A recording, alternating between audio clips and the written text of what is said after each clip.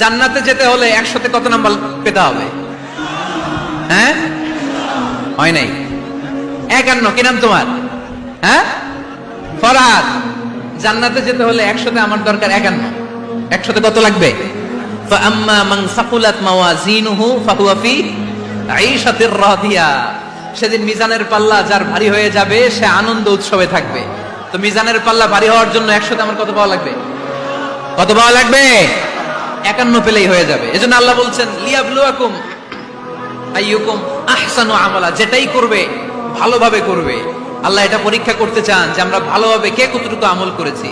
যারা আরবি বুঝেন আলেম ওলামা আপনারা জানেন এখানে আল্লাহ বলেননি লিয়াবলুয়াকুম আইয়ুকুম আকসারু আমালা। আল্লাহ এটা দেখতে চান যে তোমাদের মধ্যে থেকে কে বেশি আমল করে।